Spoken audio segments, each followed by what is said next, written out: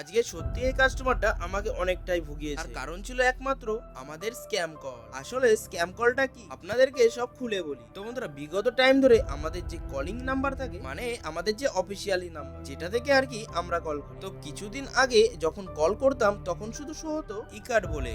কিন্তু বন্ধুরা, বিগত টাইম ধরে এরকম স্ক্যাম কল বলে আসছে, যেটাতে আমাদের অনেকটাই সমস্যা হচ্ছে। ম্যাক্সিমাম কাস্টমার তো ফোনই কেটে দেয়।